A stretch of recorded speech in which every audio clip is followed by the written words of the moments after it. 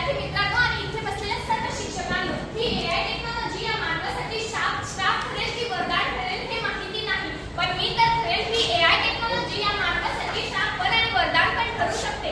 ती श्राप यासाठी की या टेक्नॉलॉजीनं एकासारखा एक तसाच हुबेहूब माणूस तयार करायला सुरुवात केली। एवढेच नव्हे तर या टेक्नॉलॉजीनं केरळमध्ये पहिला रोबोट शिक्षक तयार केला। पण तुम्हाला वाटते की अरे बापरे, हा रोबोट शिक्षक तर विद्यार्थ्यांचं काय करू शकेल? तर मला वाटते की रोबोट शिक्षकांचा या विद्यार्थ्यांच्या जीवनावर भरपूर मोठा परिणाम होईल। तर कसा? तर सपोज म्हणजे जेव्हा आपल्या शिक्षक आपल्याला प्रश्न विचारतात, अरे बाळा सजीव आणि निर्जीव म्हणजे काय? तर आपले शिक्षक आपल्याला खोलवरचं ज्ञान देतात। मात्र रोबोट काय करेल? तर सजीव म्हणजे जो हालचाल करतो तो सजीव आणि निर्जीव म्हणजे जो हालचाल करत नाही तो निर्जीव, एवढं सांगून सरळ सरळ मोकळा होईल। तर विद्यार्थी मित्रांनो, या एआय टेक्नॉलॉजीनं तर मानवाचं सर्व कामच करायला सुरुवात केली, तर या मानवाचा या आयुष्यात जगून तरी काय उपयोग? हा मानव तर दिवसेंदिवस आळशी होत जाईल आणि यामुळे मानव म्हणतो की आळस हा माणसाचा शत्रू आहे। मग काय, या टेक्नॉलॉजीनं मानवी जीवनावर ताबा मिळवायला सुरुवात केली आहे। तर विद्यार्थी मित्रांनो, एआय या टेक्नॉलॉजीचा इतिहासही आणि भविष्यही आहे। तुम्हाला कल्पना आली असेल का की ज्या वेळेला कॉम्प्युटर बनवलं गेलं त्यावेळी कॉम्प्युटर बनवताना कोणाला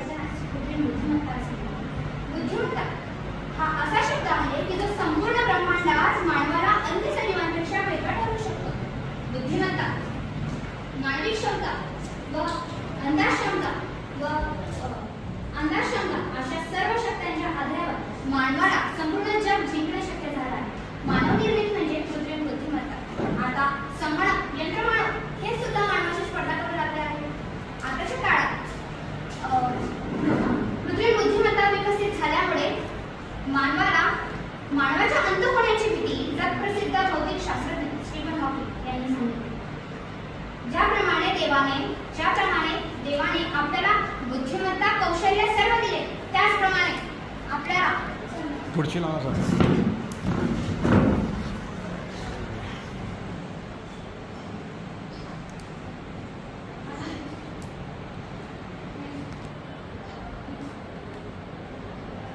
ज्याप्रमाणे देवाने आपल्याला बुद्धिमत्ता अशा सर्व शक्त्या दिल्या, त्याचप्रमाणे मानवाने सुद्धा रोबोटला बुद्धिमत्ता, चैतन्य, इच्छा, ज्ञान सर्व गुण दिले।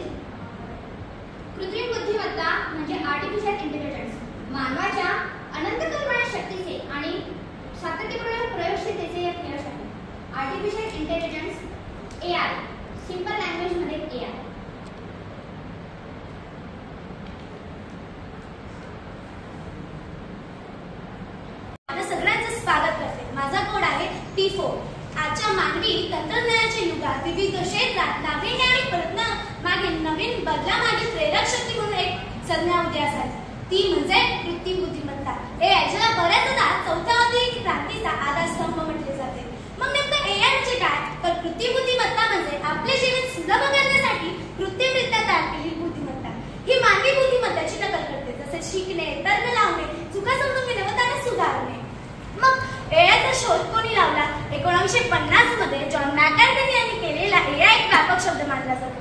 जॉन मॅकार्थनी या क्षेत्रातील प्रभावशाली लोकांपैकी एक होते, ज्यामध्ये कॉम्प्युटर सायन्स एआयच्या विलक्षण कार्यामुळे त्यांना कृत्रिम बुद्धिमत्तेचा जन्म होऊन लागले. मग नेमकं एआयचे प्रकार किती व कोणकोणते आहेत चला समजून घेऊया. तर एआयचे 2 प्रकार पडतात.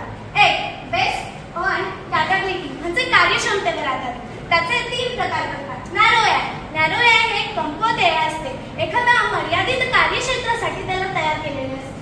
दुसरा म्हणजे जनरल एआय मध्ये सामान्य मनुष्यासारखी बुद्धिमत्ता असते. तिसरं म्हणजे सुपर एआय एक काल्पनिक आहे, पण त्याच्यावर कार्य सुरू आहे. ते मानवासारखे विचार करू शकते व मानवापेक्षाही पुढे जाऊ शकते. मग एआयचा दुसरा प्रकार म्हणजे बेस्ड ऑन फंक्शनॅलिटी. त्याच्यामध्ये 3 प्रकार पडतात. पहिला रिएक्टिव्ह मशीन म्हणजे प्रतिकात्मकशील मशीन. सोप्या भाषेत म्हणायचं घेतलं तर त्याच्यात मर्यादित लिमिट्स नसतात.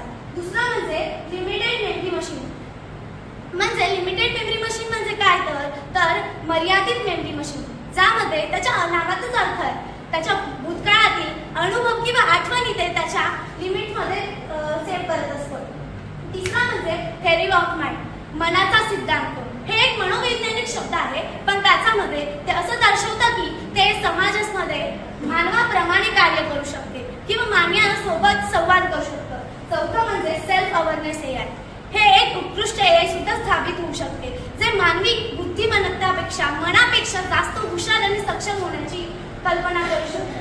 मग एआयचे प्रमुख घटक कोणकोणते आहेत? तर प्रमुख घटक 6 आहेत. त्याच्यातला पहिला मशीन लर्निंग यंत्र भाषा. दुसरा कॉग्निटिव्ह कॉम्प्युटिंग म्हणजे संज्ञात्मक संगणक. कॉम्प्युटर विजन म्हणजे संज्ञात्मक दृष्टी. चौथं म्हणजे नॅचरल लँग्वेज प्रोसेसिंग NLP म्हणजे नैसर्गिक भाषेची प्रक्रिया. पाचवं म्हणजे न्यूरल नेटवर्क म्हणजे मध्यस्थानाचे संबंधीचे नेटवर्क. 6वं म्हणजे डीप लर्निंग. तर आपण सखोल नाही त्याचा अभ्यास करूया. तर मशीन लर्निंग म्हणजे यंत्र भाषा. हे एआयचे मूलभूत पाया असतो, जसं एखाद्या लहान मुलाचा ज्युनियर केजी सिनियर केजी हा मूलभूत पाया असतो त्याचप्रमाणे. दुसरं म्हणजे नॅरेटिव्ह कॉग्निटिव्ह कॉम्प्युटिंग म्हणजे संज्ञात्मक संगणक. हे मनोवैज्ञानिक मध्ये काम करत असते. तिसरं म्हणजे कॉम्प्युटर विजन संगणक दृष्टी. हे मानवाच्या फोटो प्रोसेसिंग किंवा इत्यादी कामात मदत करते. चौथं म्हणजे नॅचरल लँग्वेज प्रोसेसिंग NLP. हे मानवाला संगणकांना मानवी भाषा समजण्यास मदत करते. तसेच न्यूरल नेटवर्क आणि डीप लर्निंग देखील कार्य करते.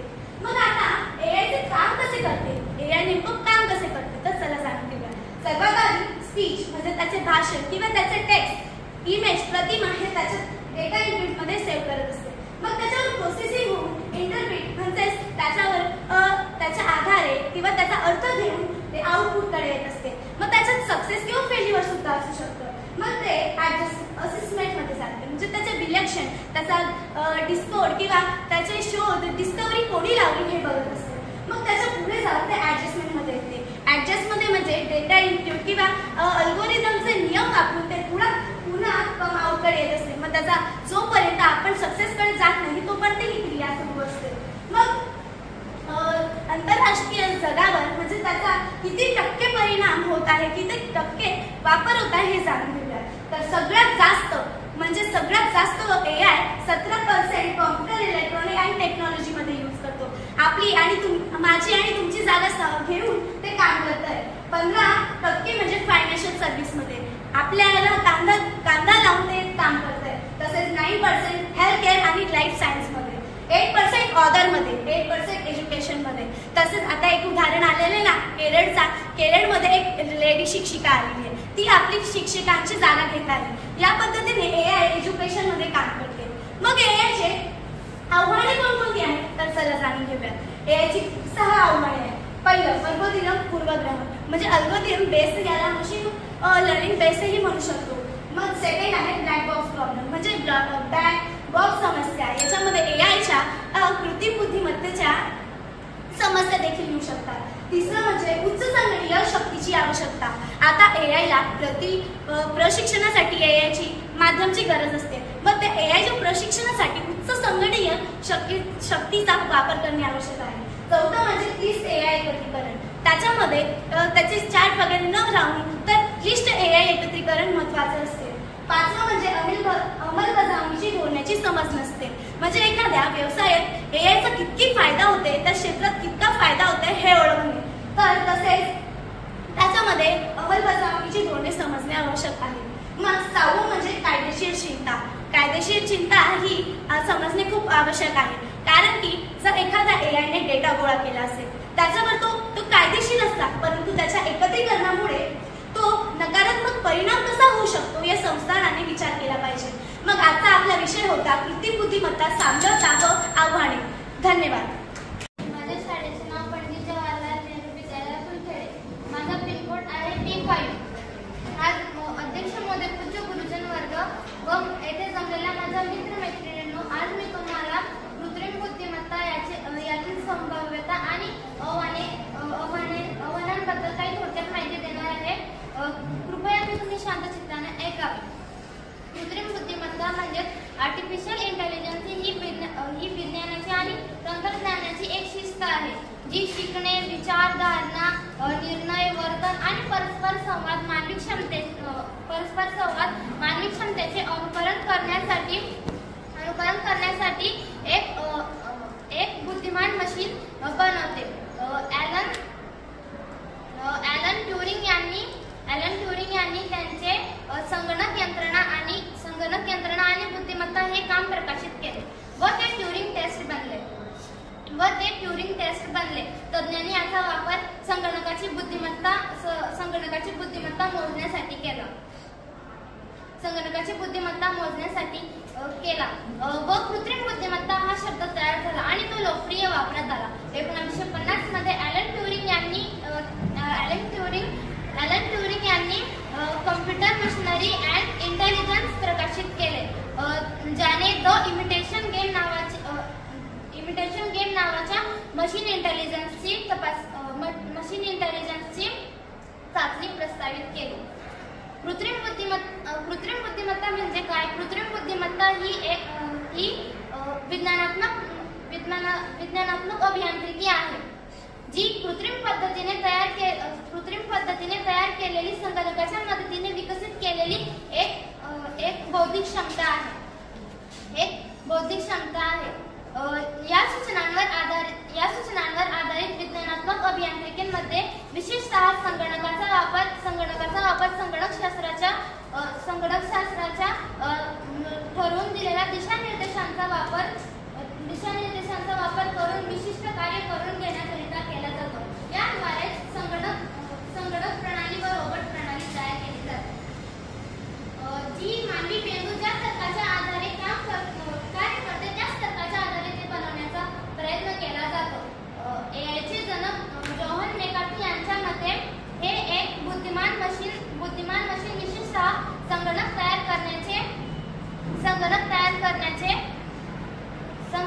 करण्याचे विज्ञान किंवा तंत्रज्ञान आहे. आता आपण जाणून घेऊया कृत्रिम बुद्धिमत्ता व त्याची संभाव्यता. एआय हे आधुनिक अर्थव्यवस्था आणि समाजाचा आधारस्तंभ बनत आहे. यामुळे त्याची क्षमता जाणून घेणे अनेक कारणांसाठी महत्त्वाचे आहे. आर्थिक वाढ आणि स्पर्धात्मकता. एआय मध्ये उद्योगांमध्ये क्रांती करण्याची क्षमता आहे. एआय तंत्राचा वापर करणारे व्यवसाय स्वयंचलित प्रक्रिया ऑप्टिमाइज करून आणि डेटा चलित निर्णय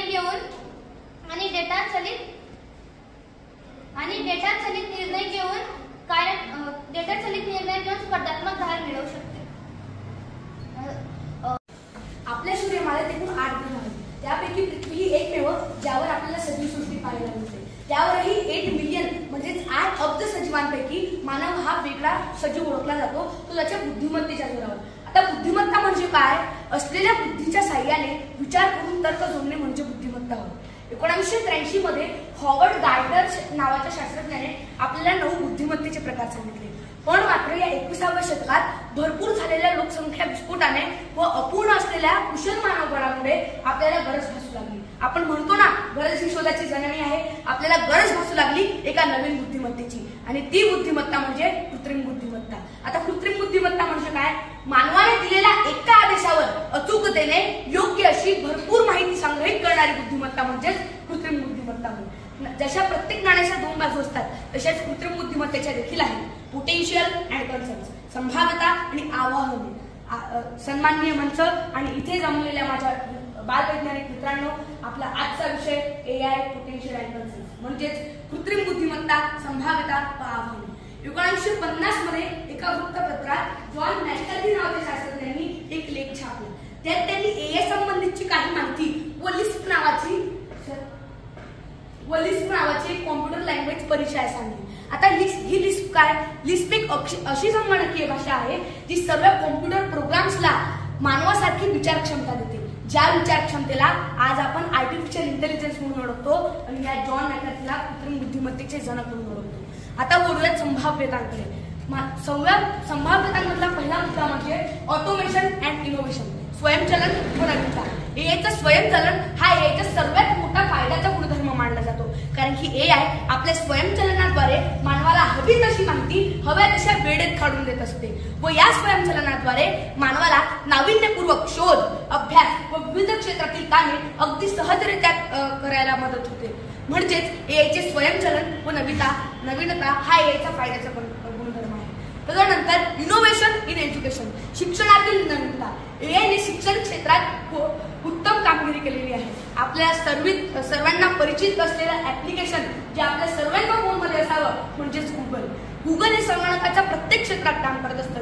तसंच गुगलचे एक प्लॅटफॉर्म म्हणजे गुगल लर्निंग. गुगल लर्निंग हे गुगलचं ऑनलाईन लर्निंग प्लॅटफॉर्म आहे आणि गुगलने एआय वर शिक्षण क्षेत्रात तब्बल $75 बिलियन म्हणजे भारतीय रुपयांमध्ये 555 कोटी रुपये एआयच्या शिक्षण क्षेत्रात खर्च केलेले आहेत. आणि याच गुगलने एआयच्या शिक्षण क्षेत्रातील सक्सेस रेट 70% जास्त, तर लिंक्डइन लर्निंगने एआयच्या शिक्षण क्षेत्रातील सक्सेस रेट 86% सांगितलेला आहे. तदनंतर क्रिएटिव्हिटी अँड टेक म्हणजे सृजनशीलता आणि तंत्र. आपल्याला एआय टूल्स म्हणून एक संकल्पना परिचित असेल. एआय टूल्स या संकल्पनेत photo enhancing, image creating, description असे फीचर्स आपल्याला पाहायला मिळतात. आणि हे फीचर्स पेनट्रेस, पिक्सार्ट्स, रेमिनी यांच्यासारखे प्रसिद्ध ऍप्लिकेशन वापरत असतात. आणि एआयच्या माध्यमातून आपण पाहू शकतो त्या दोन्ही ऍप्लिकेशनचे प्ले स्टोअरवर 100 करोड प्लस डाउनलोड्स आपल्याला पाहायला मिळतात. आपल्याला सर्वांना परिचित असलेले 3 मुख्य ऍप इंस्टाग्राम, व्हॉट्सअप आणि फेसबुक. तिघींमध्ये मार्क झुकरबर्ग यांनी मेटा एआय म्हणून नवीन संकल्पना आणली आहे. आता मेटा एआय काय? मेटा एआय तुम्ही दिलेल्या सर्व प्रश्नांची उत्तरे आणि इमेज क्रिएटिंग डिस्क्रिप्शन म्हणजेच वर्णनात्मक प्रश्नांची प्रतिकृती तयार करण्यास तुम्हाला मदत करत असते. म्हणजेच क्रिएटिव्हिटी आणि टेक या विषयात सुद्धा एआय उत्तम कामगिरी बजावत आहे. तदनंतर भरपूर असे कायदे आपण पाहू शकतो. Education, transportation, health care, manufacturing या सर्व क्षेत्रात एआय उत्तम कामगिरी बजावत आहे. त्यानंतर खूप अशा विश्वसनीय कंपनीज ज्यांना आपण ओळखत असतो त्यांनी देखील एआय वर विश्वास ठेवून त्यांच्यावर भली मोठी गुंतवणूक केलेली आपल्याला पाहायला मिळते. पहिलं म्हणजे मायक्रोसॉफ्टने एआयवर $3.3 बिलियन इन्व्हेस्ट करून 61.9 बिलियनचा प्रॉफिट कमवलेला आहे. त्यानंतर अमेझॉनने एआयवर $4 बिलियन इन्व्हेस्ट करून $2 ट्रिलियन प्रॉफिट कमवलेला आहे. त्यानंतर गुगलने एआयवर $100 बिलियन इन्व्हेस्ट करून एआय कडून $2.3 ट्रिलियन प्रॉफिट कमवलेला आहे. तदनंतर वळूयात कन्सर्न्सकडे म्हणजेच आव्हान. पहिलं आव्हान म्हणजे प्रायव्हसी अँड सिक्युरिटी, गोपनीयता व सुरक्षा. भरपूर एआय वेबसाईट्स आपल्याकडून आपला खासगी डाटा आताच्या सध्याच्या घडीत मागत असतात. For example email, password, mobile number. पण त्यापैकी ठराविकच अशी असतात जी त्यांची गोपनीयता पाळतात. काही याचं भान न ठेवता ही माहिती लीक करू शकतात. हा एआयच्या माध्यमातून आपल्याला एक धोका जाणवू शकतो. दुसरं म्हणजे जॉब डिस्प्लेसमेंट, नोकरी विस्थापन. एआय भरपूर क्षेत्रात पुढे चाललेला आहे, त्यामुळे भरपूर प्रभावी कामगार हे मागे पडतात. याचं उदाहरण म्हणजे अमेझॉनने मागील वर्षात 200 एआय अल्गोरिथमच्या मशीन मागवला. तर एआय अल्गोरिथमच्या मशीन्स म्हणजे काय? त्या एआय अल्गोरिथमच्या मशीनमध्ये जर आपण एखादा आदेश टाकला तर ती मशीन्स त्या आदेशानुसार आपलं सर्व काम करते. ॲमेझॉनने या मशीन्स पॅकेजिंगच्या हेतूने मागवलेल्या होत्या, पण त्यामुळे प्रभावी कामगार यांची नोकरी मुकली व अशाच पद्धतीने प्रभावी शिक्षक, प्रभावी अभियंता, प्रभावी शास्त्रज्ञ व प्रभावी कामगार हे सर्व एआयच्या माध्यमातून कुठेतरी नोकरीला मुकू शकतात. हे या भाषणातून किंवा ह्या प्रेझेंटेशनमधून, या सादरीकरणातून मी तुम्हाला एआयचे फायदे, एआयचं पोटेन्शियल, एआयची आव्हाने, एआयची कन्सर्न समजून दिली. याच्याने हे सिद्ध होतं की एआय एका अर्थाने आपल्याला फायदेशीर देखील आहे व एका अर्थाने आपल्याला नुकसानदायक देखील आहे. पण मात्र जर आपण एआयचा समतोल योग्यरित्या योग्यरित्या वापर करून ठेवला तर एआय मात्र आपल्याला जगभरात नेहमी फायदेशीरच ठरणार आहे. धन्यवाद. आयुष्यावर माझे मत व्यक्त करण्यासाठी उभी आहे. तर कृत्रिम बुद्धिमत्ता काय? तर मानवाने मानवासाठी तयार केलेली एक बुद्धिमत्ता. पण आपण कृत्रिम बुद्धिमत्तेमुळे माणूस आळशी होतोय, कारण की जे आपल्याला पाहिजे ते आपण सर्च करतोय. आपण आपली स्वतःची बुद्धिमत्ता वापरतच नाहीये. आपल्याला जे पाहिजे आपण ते सर्च करतोय.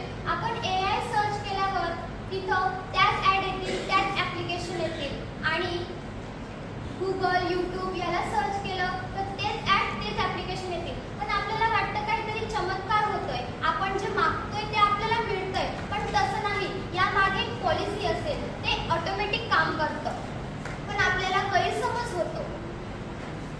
जर कृत्रिम बुद्धिमत्तेमुळे जग पुढे चाललंय, मला प्रश्न पडतो, कृत्रिम बुद्धिमत्तेमुळे जर जग पुढे चाललंय तर मग शिवरायांच्या काळात 111 किल्ले त्यांनी बांधले होते, त्यावेळी कोणती कृत्रिम बुद्धिमत्ता यूज केली होती सांगू शकाल का? नाही, त्यावेळी यूज केली होती ती म्हणजे मानवी बुद्धिमत्ता. आपली मानवी बुद्धिमत्ता एवढी स्ट्रॉंग असते, पण आपण तिचा आता या काळात यूजच करत नाही. ह्या एआयमुळे किंवा सोशल मीडिया वगैरे याच्यामुळे आपण आपली स्वतःची मानवी बुद्धिमत्ता जी आहे ती कुठेतरी हरवून बसलो आहोत. मी असं नाही म्हणत तुम्ही एआयचा वापर करू नका, तुम्ही नक्कीच करा, पण आपली स्वतःची पण काही बुद्धिमत्ता आपण यूज केली पाहिजे. तर संगणकामध्ये ऑटोमेशन, सहाय्यक, इनोव्हेशन, वैज्ञानिक शोध, डेटा विश्लेषण, कृत्रिम बुद्धिमत्तेचा जो उपयोग आहे त्याच्यामध्ये आरोग्य सेवा, वित्त, रिटेल, उत्पादन, वाहतूक, शिक्षण, सुरक्षा, मार्केटिंग, शेती, ऊर्जा, रिअल इस्टेट, दूरसंचार, गेमिंग, विज्ञान आणि एआयचे जे ॲप्लिकेशन आहेत, आभारी सहाय्यक, प्रतिमा आणि उच्चार ओळख, फसवणूक शोधणे, स्वायत्त वाहने, हेल्थ केअर, डायग्नोस्टिक्स आणि चॅटबॉट. धन्यवाद. मला इथे बोलण्याची संधी दिली त्याबद्दल सगळ्यांचे आभार.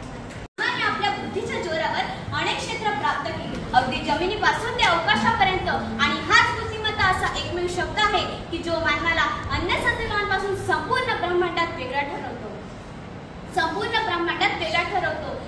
मानवाने आपल्या बुद्धीच्या जोरावर स्वतःसारखे विचार करू शकणाऱ्या तसेच कृती व कार्य करू शकणारे असे काही यंत्र शोधून काढले की जे सकाळी पहाटे उठताना अंतर, कॅलरीज मोजण्यापासून ते रात्री झोपताना गरम पाणी पिण्याची आठवण करून देण्यापर्यंत या यंत्रणेने व्यापून टाकले. हेच तर मग ते मानवाने आपल्या बुद्धीच्या जोरावर आर्टिफिशियल इंटेलिजन्स म्हणजेच अर्थातच कृत्रिम बुद्धिमत्ता हे तंत्रज्ञान शोधून काढले. मग काय आहे एआय, कशासाठी वापर होतो, कुठे होतो, केव्हा होतो, असे अनेक प्रश्न आपल्या मनात येतात. कृत्रिम बुद्धिमत्ता ही एक विज्ञान शाखेची शाखा आहे जी मानवासारख्या जटिल समस्यांवर उपाय शोधण्यास मदत करते. सर्वप्रथम 1956 साली एआयची टर्म सादर करण्यात आली. तसेच एआयचे जनक म्हणून जॉन मॅककार्थी यांना ओळखले जाते. मित्रांनो, आर्टिफिशियल इंटेलिजन्स ही एक एक्सपर्ट सिस्टीम आहे. तसेच ती चांगल्या प्रकारे प्लॅनिंग करू शकते.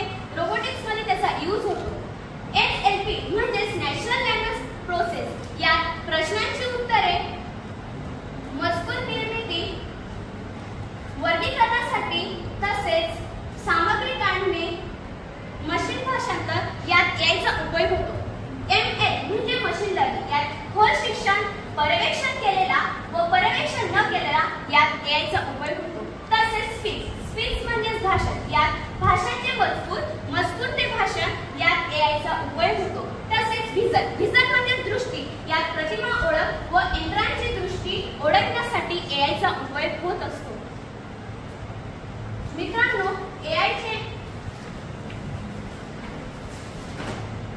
आपण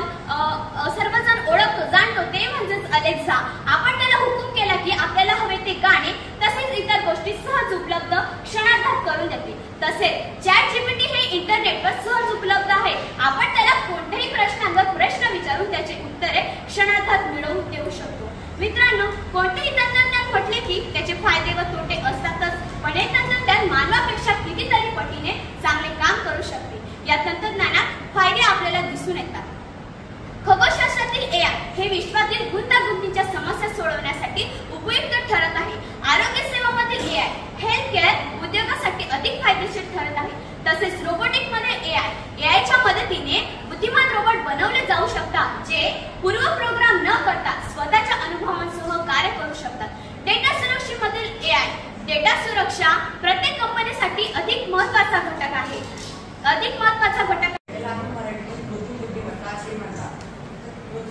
कृत्रिम वस्तूवर दर्शवलेल्या बुद्धिमान वर्तनास कृत्रिम बुद्धिमत्ता असे म्हणतात.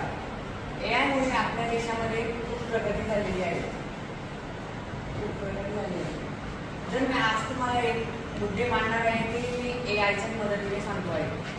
आपल्याकडे एक व्हॉट्सॲपमध्ये मेटा एआय नावाची ॲप्लिकेशन आलेली आहे. त्याच्यावरून मी माझे काही मुद्दे टाईप केले, पोस्ट सांगितले, लगेच त्यांनी माहिती सांगितली. आपले शिक्षक कसे माहिती सांगतात तसेच ते माहिती सांगत होते. अजून एक उदाहरण, आपले एक सोफिया नावाची एक रोबोट आलेली आहे. ती 14 एप्रिल 2016 रोजी डेव्हिड हॅन्सननी बनवली होती. ती माणसासारखी हावभाव देखील करते आणि विचारलेल्या प्रश्नांची उत्तरे देते. तिसरा प्रश्न, टेस्ला कार ही इलॉन मस्कने बनवलेली होती. ती टिकायचं आहे उद्या तर स्वतःला अपडेट कर. एआयच्या या जगात नित्य निरंतर श्रम कर. एआयच्या या जगात नित्य निरंतर श्रम कर. हो प्रत्येक कौशल्यात तरबेज व जगावर राज्य कर. हो प्रत्येक कौशल्यात तरबेज व जगावर राज्य कर. टिकायचं आहे उद्या तर स्वतःला अपडेट कर. स्वतःला अपडेट कर. स्वतःला अपडेट कर. आज कृत्रिम बुद्धिमत्तेमुळे चालकविरहित गाडी चालवणे, संगणकानेच एखाद्या पुस्तकाचा गोषवारा लिहिणे, चित्र काढणे, घोषणा बनविणे या सर्व सर्जनशील कामांनाही गती मिळत आहे. आपल्या ईमेलमध्ये स्पॅम ईमेल ओळखण्यापासून ते कॅन्सर सारख्या रोगांचे निदान करण्यापर्यंत आपल्याला एआयचा उपयोग होत आहे. आता हे उत्परिवर्तन पूरक पद्धतीने स्वीकारणे हे माणसासमोर एक आव्हानच असणार आहे. मानवी सर्जनशीलता अमर्याद आहे आणि आपण सर्वांनी चॅट जीपीटी, मेटा एआय या साधनांकडे चांगले साधन म्हणून पाहणे हेही गरजेचेच आहे. हे सर्व खरे असले तरी यामुळे अनेक प्रश्नही निर्माण होणार आहेत. विशेष म्हणजे वयोमानानुसार कार्यक्षम असूनही अनेक विद्यार्थी घरी बसलेले आहेत. ते देशाच्या विकासासाठी धोक्याचे आहे. चांगल्या दर्जाच्या नोकऱ्या मिळत नसल्यामुळे लाखो तरुण तरुणींनी नोकऱ्या शोधण्यास थांबवले आहे. तेही कोणती आर्थिक सुरक्षता नसताना हे घडणे चिंताजनकच आहे. ओपन एआय कंपनीची स्थापना सॅम अल्टमन आणि इलॉन मस्क या प्रभूतींनी 2015 साली केली आणि आश्चर्याची बाब म्हणजे 5 दिवसातच या कंपनीने 10 लाख सबस्क्रायबर मिळवले. अनेक ज्ञानशाखांमधील प्रश्नांवर तपशीलवर मुद्देसूद उत्तर देण्याची क्षमता या प्रणालीमध्ये आहे. संगणकीय संकेत लिहिणे, त्यातील दोष दूर करणे, गाण्याला चाल देणे ही सर्व कामे चॅट जीपीटी करू शकते. त्यामुळेच अनेक कंपन्यांना आपली सेवा ग्राहक अनुरूप घडविणे सोपे झालेले आहे. देशातील अनेक बँका, प्रवासी कंपन्या, ग्राहक उपयोगी वस्तू विकणाऱ्या कृत्रिम बुद्धिमत्ता साधक आणि बाधक एआयचे फायदे आणि तोटे काय आहेत चला तर मग आपण जाणून घेऊया. कृत्रिम बुद्धिमत्ता कशी कार्य करते. यापुढे भविष्यवादी संकल्पना राहिलेली नाही. एआय क्षमता असलेली यंत्रे आता पूर्वी मानवाच्या मेंदूच्या मर्यादेपुरती इथून बोलली तरी चालेल. घाबरू नको. हां बोल. मानवाच्या मर्यादेत असलेली गोष्ट करतात. मूलतः आर्टिफिशियल इंटेलिजन्स कॉम्प्युटरला स्वतःला शिकू आणि विचार करू देतात. नेक्स्ट. कृत्रिम बुद्धिमत्तेचे फायदे. मानवी त्रुटी कमी करते. मानव चुका करू शकतो, परंतु जर संगणकाला योग्यरित्या प्रोग्राम केलेले असेल तर विशिष्ट क्षेत्रांमध्ये कमी चुका होतील. AI डिझाईन केलेल्या अल्गोरिदम म्हणजेच step by step mathematical instruction संकलित केलेल्या डेटामधून येत असल्याने चुका कमी केल्या जाऊ शकतात. जलद निर्णय घेणे सुलभ करते. जलद निर्णय घेऊन वेळ वाचवण्याचे मार्ग होणे नेहमीच मौल्यवान असते. AI आपल्यासाठी हे करू शकते. अनेक मानवी कामगारांपेक्षा जलद निर्णय घेण्यासाठी मशीनला मदत करण्यासाठी AI विविध तंत्रज्ञानासोबत काम करते. सतत 24 तास उपलब्धता ऑफर करते. AI कधीही विश्रांती घेत नाही किंवा झोपेची ही मागणी करत नाही. तर मानवी मनाला इष्टतम स्तरावर कार्य करणे सुरू ठेवण्यासाठी विश्रांतीची आवश्यकता असते. AI सिस्टीम सतत ऑपरेट करू शकतात, तरीही त्यांना देखभाल आणि ऑप्टिमायझेशनची गरज पडते. सतत उपलब्धता AI सतत उपलब्ध असल्यामुळे कंपन्यांचे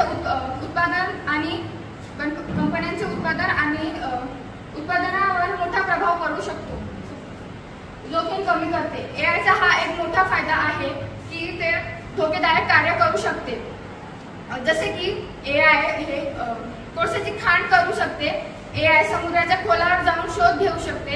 AI बॉम्ब निकामी करू शकते. AI ज्वालामुखीमध्येही प्रवेश करू शकते. कृत्रिम बुद्धिमत्तेचे तोटे. रोजगार कमी करते. एखाद्या मोठ्या कंपनीमध्ये जर रोजगार काम करत असतील जे टेक्नॉलॉजीशी रिलेटेड असतील, पण AI आल्यामुळे टेक्नॉलॉजीचे काम AI ने हातात घेण्यामुळे जिथं 20 वर्कर्स काम करत असतील तिथे AIच्या 5 रोबोट्सनेच काम होऊ शकते. म्हणून पूर्वी अस्तित्वात असलेल्या नोकऱ्या अनेक संधी बंद केल्या जातात. भावनिकतेची अनुपस्थिती. AI अत्यंत तर्कसंग आणि व्यावहारिक असल्यामुळे नेहमी तो मानवाची बंध निर्माण करू शकत नाही किंवा तो खरा मानवी संबंध जोडू शकत नाही. म्हणून AI ला भावनिकतेची अनुपस्थिती असल्यामुळे AIचा हा एक फार मोठा तोटा आहे. First of all, thanks for listening this golden opportunity to express myself. Good afternoon to all respected teachers and my brothers and sisters. Today I will talk about artificial intelligence. My code number is P12. So, what is AI? When we hear the term artificial intelligence, we immediately think of movies where machines take over the world, Tesla cars and whatnot. But have you ever think what does AI actually mean and what are the types of AI? Let me explain. AI in simple terms means it is the ability of a computer program to learn and think. Artificial means man-made and intelligence means thinking power. But have you ever think from where did this term point? This term first coined decades ago in the year 1956 by Sir John McCarthy at Dartmouth Conference. He defined AI as a science and engineering of making intelligent machine. In sense, it is a technique of getting machine. To act, behave, and mimic like humans. It is used in various range of fields such as healthcare, robotics, marketing, business analytics, and many more. Generally, it has 3 types. First one is artificial narrow intelligence. Second one is artificial general intelligence, and third one is artificial super intelligence. So talking about first point, which is artificial narrow intelligence. Artificial narrow intelligence means it involves applying AI only to a specific task. Now, Alexa is a very good example of it. Now, talking about other examples of it, there are smartphones which have the software of face verification, the autopilot feature of Tesla cars, and the social humanoid Sophia, which is built at Hanson Robotics. She had got the first citizenship as a robot. She is the first humanoid. Her name is Mika. She is a CEO of a company. She is able to take the proper decisions, and She is the first nurse which helps the doctor and at the COVID-19 pandemic, and she is a Desdemona. She is the first pop star. Now the second point is artificial general intelligence. It is known as strong AI also. It has a strong processing unit which helps to perform intellectual tasks that human being can, and it helps to participate them in high level of competitions. And the third point is artificial superintelligence. Artificial superintelligence is a term referring to the time when the machine will surpass humans. It is presently seen as hypothetical situation as depicted in movies and science fiction books where machines take over the world. Now coming to the future of AI, in advanced economics, about 60% of jobs will be impacted by AI. But it will be beneficial for us because AI has interacting and enhancing productivity. Our interaction with mobiles are limited to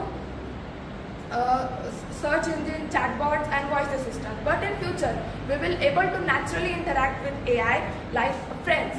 Mobiles will totally obsolete and they will replace by smart cards, and they will include the feature of credit card, debit card, PAN card and all the mobiles application. And there will be smart newspapers which will be untearable and uncrushable. And the news will change day by day. They will have Bluetooth connectivity. In future, there will be digital clothes and jewelry which will be Bluetooth connected, and there will be smart hiring. By this, the interviewer can check the personality, browsing pattern, and centralized database of the candidate. Now there will be smart cutleries, and the cutleries will check our calorie intake. There will be smart umbrellas which will check the weather forecasting report, and there will be 3D printers which will be easily available in any home because they were less expensive, and they will have more power because they will scan anything. We can experience the virtual vacations also, which will be like real world. We cannot differentiate in it. So these are mood and feelings which can identify our stress level and helps to manage it. Doctors will be totally replaced by robots. There will be microsurgical machines which can do complicated surgery that doctors can't. So thanks for your patience and your attention towards my speech. Thank you.